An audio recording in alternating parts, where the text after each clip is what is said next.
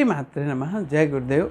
मित्रों, हमारे शास्त्रों के अंदर में बहुत सारे वृक्षों को देव वृक्ष कहा जाता है और उनकी पूजा अर्चना समय समय के ऊपर उनका पूरा ध्यान, उन वृक्षों के विशेष दिन आते हैं साल में। हम लोगों को पाश्चात्य विज्ञान के जैसे कोई दिन मनाने की नहीं, फादर्स डे, मदर्स डे मनाने की ज़रूरत नहीं पड़ती। हमारे यहाँ पे 365 दिन हैं और 600 त्यौहार हैं। एक दिन में 2-2 त्यौहार आ जाते हैं। त्योहारों की हमारे यहाँ कमी नहीं। हमारे यहाँ पे सारी चीज़ों का एक अपना अलग महत्व है। हमने उनको जानकर, हमारे ऋषियों ने उन चीज़ों को जानकर शास्त्रों में बताया है कि हमको क्या करना चाहिए। जैसे बिल्व पत्र, आप समझें कि बिल्व पत्र के पत्ते को भगवान शिव को चढ़ाया जाता है। तो ये वो जानते थे कि इसके अंदर के कितने सारे औषधीय गुण हैं और ये कितने प्रकार के फायदे मनुष्य को पहुंचा सकता है। मित्रों, जो इस बेल का वृक्ष है, बेल के वृक्ष के नीचे में माता लक्ष्मी का वास होता है रोज शाम के समय। और जो बेल का वृक्ष है वह स्वयं माता पार्वती का स्वरूप है। तो इसलिए अगर कोई व्यक्ति बिल्व वृक्ष पे रोज अगर जल अर्पण करता है तो माता लक्ष्मी और माता पार्वती दो शक्तियों का विशेष उसके ऊपर में आशीर्वाद बरसता रहता है। माता लक्ष्मी उसमें पसंद होती। इवन उस वृक्ष के नीचे की जो मिट्टी होती है वो भी बहुत चमत्कारिक होती है। वैसे ही हमारे शास्त्रों में पीपल वृक्ष को बताया गया है कि पीपल के वृक्ष के नीचे में भगवान विष्णु और माता लक्ष्मी का वास होता है। अगर कोई व्यक्ति शनिवार के दिन अगर इस वृक्ष के नीचे में जल अर्पण करता है तो वहाँ पे लक्ष्मी जी का वास होता है, विष्णु जी का वास होता है, शिव वास होता है। उसके साथ साथ शनिदेव की प्रसन्नता भी प्राप्त होती है। और सोचें कि इन्होंने कितना चुन के, ऋषियों ने कितना चुन के ये सब चीज़ों को निकाला है। वे जानते थे कि इसके अंदर कितने औषधीय गुण भरे पड़े हैं। सृष्टि में ऐसे बहुत कम ही वृक्ष है जिनमें 24 घंटे ऑक्सीजन निकलता रहता है। उनमें से एक वृक्ष है पीपल। सोचे कि इसमें दिन रात इसमें ऑक्सीजन बनता रहता है और कितनी अधिक ऑक्सीजन की मात्रा इसके अंदर होती है। वो देव वृक्ष है, इसलिए उनकी संरक्षण, उनकी पूजा का मतलब ही संरक्षण है। जब कोई व्यक्ति किसी चीज़ को पूज रहा है तो उसकी हानि तो नहीं पहुंचा सकता। तो इसलिए उन्होंने इसको पूज्य वृक्ष बताया है कि इसकी पूजा करें। और जब आप उस फील्ड के अंदर, उस जगह में, उस वृक्ष के पास जाते हैं, अपना स्पर्श करते हैं, आपको बता दें कि आजकल बहुत सारे लोग स्ट्रेस में हैं, डिप्रेशन का शिकार हो रहे हैं।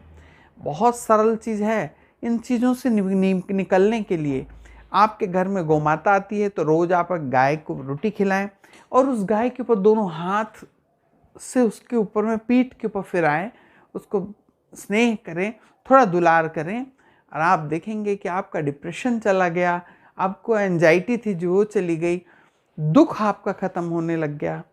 कितना सरल है। वैसे ही बड़े वृक्ष पीपल के जो वृक्ष होते थे उनके नीचे में ले जाके आप थोड़ा सा शक्कर चढ़ाइए, आटा शक्कर चढ़ाइए।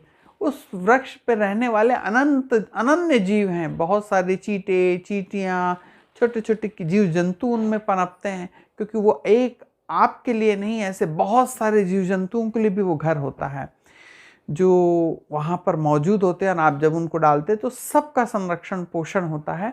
और अगर आप वो वृक्ष को, पीपल के वृक्ष को दोनों हाथ से पकड़ के अपनी समस्या का बताते हैं तो समस्या का निदान होता है। उस वृक्ष की जड़ में, मिट्टी के अंदर में बहुत ज़्यादा ताकतवर, चूँकि 2400 घंटे वहाँ से ऑक्सीजन निकलता रहता है तो वो इतनी चार्ज रहती है वहाँ की मिट्टी। और देवताओं का समय समय के ऊपर, देवताओं का अलग अलग देवताओं का उसमें वास है, सबके चरण धूल उस वृक्ष के नीचे में रहती है। तो कितना चार्ज होती है वो मिट्टी। तो जब भी आप कभी नया घर बनाते हैं, नई कोई दुकान का इनॉग्रेशन करते हैं, और उसी प्रकार से आंवला भी है। आंवले के वृक्ष के नीचे में ब्रह्मा, विष्णु, महेश और भगमाता लक्ष्मी, पार्वती और माता सरस्वती, तीनों देव और तीनों देवियों का वास आंवले के वृक्ष के नीचे है। तो इन वृक्षों की जो मिट्टी होती है ना मित्रों, इसके नीचे की जो भाइयों और बहनों, इसके नीचे की जो मिट्टी होती है वो खुद ही बहुत तेजस्वी होती है। आंवला, आंवला बताएं दुनिया के कितने फल हैं जो आंवले के जितने शक्तिशाली होंगे? ऐसे बहुत कम होंगे, न भी हो तो चलेगा। तो आंवला कितना ज़्यादा पौष्टिक है। पहले के समय में हमारे बुज़ुर्ग लोग इसका उपयोग खाने में डाल के चटनी के रूप में, अचार के रूप में करते हैं, लेकिन आजकल ये सब बंद हो गया है। लोगों की जीभ का स्वाद बदल गया। आजकल तो भैया मैकडॉनल्ड्स ढूंढते हैं। इतने आंवले के बने हुए वो जो कैंडीज़ हैं, आंवले का मुरब्बा है, आंवले का अचार, ये तो कोई नहीं खाना चाहता कि जिससे हमको उसके औषधि गुण और उसके पोषक तत्व हमको मिले, जिससे हमारी हड्डियां मजबूत हो, हमारी आँख की रोशनी मजबूत हो। ये ना हम खाना छोड़ के आजकल पैक किए हुए जो फास्ट फूड है उसकी तरफ वेस्टर्न साइड में दुनिया भाग रही है और अपने यहाँ के अन्न को छोड़े जा रहे हैं लोग। जैसे कि हमारे यहाँ गेहूं नहीं होता था, गेहूं विदेशी अमेरिकन देन है, और आज सोचें कि बड़े बड़े लेख छप रहे हैं कि गेहूं खाना छोड़ दो भैया। हमारे यहाँ का रागी, कुट्टू, बाजरा, ज्वार, ये सारे मोटे अन्न हैं, ये बहुत ज़्यादा पौष्टिक। इसलिए वापस आएँ, अपनी संस्कृति की ओर वापस आएँ और इन चीज़ों का इस्तेमाल करें। हमारे इसमें ज़्यादातर ये होता है कि इसका हम लोग ने, जैसे पाश्चात्य संस्कृति में उन लोग ने एक छोटी सी चीज़ भी निकाला तो उसके इतने सारे उन लोगों ने एक्सपेरिमेंट कर लिए कि लोग उसको सहजता से मानते हैं। हमारे इसमें अभी भी बहुत सारे इसमें शोध बचे हुए हैं। हमारे शास्त्रों के अंदर के कही गई चीज़ों के भी शोध बचे हैं। वो शोध अगर कोई व्यक्ति करने लग जाए, जैसे हम लोग शास्त्रों से निकाल के बहुत सारी चीज़ें आप लोगों को बताते हैं, धीरे धीरे उसके रिजल्ट्स आते हैं। आप लोगों को कैसा लगता है, ये वीडियो कैसा लगता है, जब आप उसमें नीचे कमेंट्स लिखते हैं तो वो आपका एक्सपीरियंस रहता है कि भाई साहब मुझे इससे फ़ायदा हो रहा है। जैसे कि कोई भगवान शिव वाले उसमें हमने बताया था, उसमें कई बच्चों की सर्विस लग गई। सर्विस वाले जो उपाय बताए थे हमने, 1176 वाला जो उपाय एंजल नंबर दिया था, उस एंजल नंबर वाले उपचार से बहुत लोगों को फ़ायदा हुआ। उन्होंने लिखा उसे, तो उससे लिखने से ऐसा हम बता सकते हैं आगे, अगर उन अंकों के ऊपर बनाते हैं वीडियो, तो यह बताया जा सकता है कि हज़ारों लोगों को इसका रिजल्ट आ रहा है।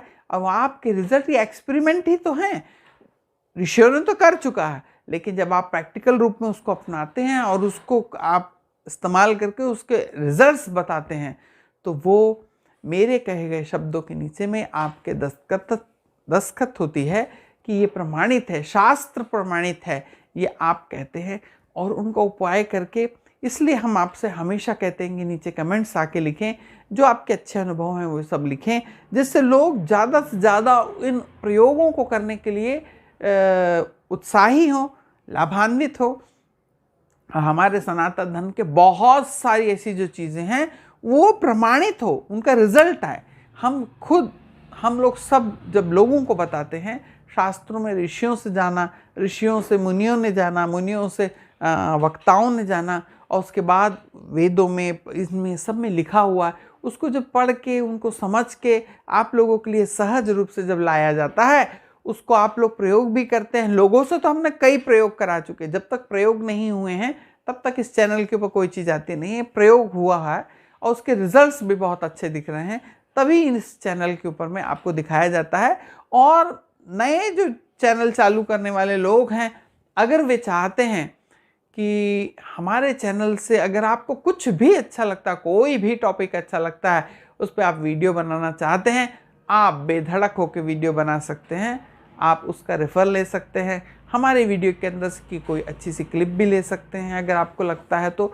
लेकिन मित्रों, कोई मेरे बाप दादों ने, हमारे ऋषि मुनियों ने लिखा है, बिखरा पड़ा है, उसको समेटने की आवश्यकता। हम और आप मिलके केवल उसको समेट के संग्रह कर रहे हैं, एक जगह ला रहे हैं, एक मंच से ये सारी चीज़ों को बताया जा रहा है। ज्योतिष के विषय में, तंत्र के विषय में, यंत्रों के विषय में, और मुद्राओं के विषय में बहुत ही अच्छे अच्छे वीडियोस, मैनिफेस्टेशन, हमारे लॉ ऑफ अट्रैक्शन के, उसमें बहुत सारे अलग अलग ग्रंथों में, बहुत सारे अलग अलग राइटरों में ग्रंथ, केवल भारत में नहीं विदेशों में भी एक से एक राइटर और एक से एक ग्रंथ पढ़े हैं।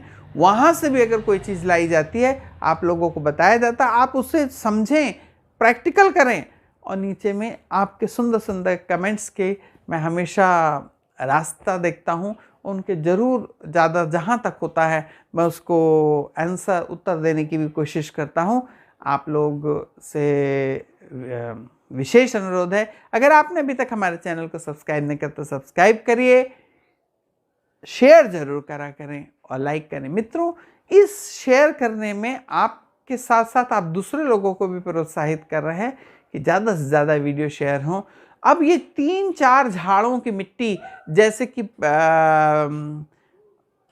इसके पीपल के वृक्ष के नीचे की मिट्टी हो गई, बिल्वपत्र के नीचे की मिट्टी हो गई, और आंवले के वृक्ष के नीचे की मिट्टी हो गई, आकड़े के झाड़ के नीचे की जो मिट्टी हो गई, ये मिट्टियों को थोड़ा सा जैसे सप्तमातुका होता है, तो उसमें हमारे घर में नया जब भी कोई फंक्शन होता है, नया घर प्रवेश होता है, दुकान का ओपनिंग होता है, उस समय में ये सब मिट्टियों को इकट्ठा करके थोड़े से गाय के गोबर और गौमूत्र में इसको मिलाकर जिस जगह में पूजा करनी हो उस जगह में लीप दिया जाए। अरे भाई, आपके घर में टाइल ही क्यों ना लगी हो, कोई परेशानी नहीं, टाइल्स लगी हो, मार्बल लगा हो, मोजाक लगा हो, उससे कोई मतलब, आप लीप दें बढ़िया। उसके बाद में जब आप पूजा हो जाएगी तो हटाया जा सकता है, पोछा जा सकता है, साफ़ किया जा सकता है।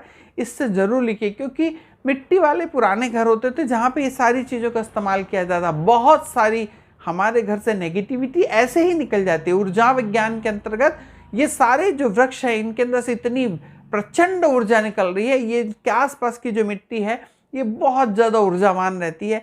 अगर इन मिट्टियों को गौमूत्र और गोबर के साथ मिला के जब आप अपने घर में रखते हैं तो वो ऊर्जा जो उस वृक्ष के नीचे में ज़बरदस्त तरीके से उड़ रही थी, वो आज आपके घर में उस जगह में जाओ, जिस प्रतिष्ठान में आप पूजा करें, जिस जगह में आप पूजा करें, वहाँ पे वो ऊर्जाओं का उद्गम होने लग गया, वहाँ पे वो ऊर्जाएं फैलने लग गई। तो सोचे, जब सारा वातावरण ऊर्जावान होगा और उस ऊर्जावान वातावरण में जब आप पूजा पाठ और विशेष अनुष्ठान करेंगे तो कितना दिव्य होगा वो। तो इस चीज़ों को छोड़ के गोबर है, ये है, इस प्रकार का मनोभाव आ गया है लोगों के बीच में। और साफ सुथरा एकदम बना के रखना, और साफ सुथरा बहुत अच्छी चीज़ है, लेकिन हम अपने बेस से जुड़े रहें, उसमें इन सब चीज़ों का प्रयोग भी करें। उस पूजा वाली स्थान को अच्छे से लीप लें, और जब आप लीप पे वहाँ सुंदर रंगोली डिज़ाइन, फूल की रंगोली और रंगोली बना के जब आप पूजा पाठ करेंगे तो आपके मन के अंदर का भी उत्साह बढ़ता है। और उस उत्साह के साथ आपके अंदर जो सोचने की आपकी पावर है वो प्लस थिंकिंग रहती है, पॉजिटिव थिंकिंग रहती है, जिससे आपको पूजा में भी मन लगता है और आपके किए गए कार्य का जल्दी से रिटर्न आता है। तो इसलिए मित्रों, ये सारे वीडियोस को आप शेयर भी करें, और जब आप पूजा पाठ करते हो तो इन जगहों की मिट्टियों का भी इस्तेमाल करते रहें और अपने जीवन को ऊर्जावान बनाएं, अपने प्रतिष्ठान को, उस नए घर को ऊर्जावान बनाएं, और आप देखेंगे कि सुख, समृद्धि, वैभव, यश सब आपके यहाँ दौड़ दौड़ के चलेगी। लक्ष्मी आपके यहाँ बहाने मार मार के आएगी। मित्रों, प्रसन्न रहें, सुखी रहें और संपन्न बने रहें। यही शुभ इच्छा के साथ, नारायण।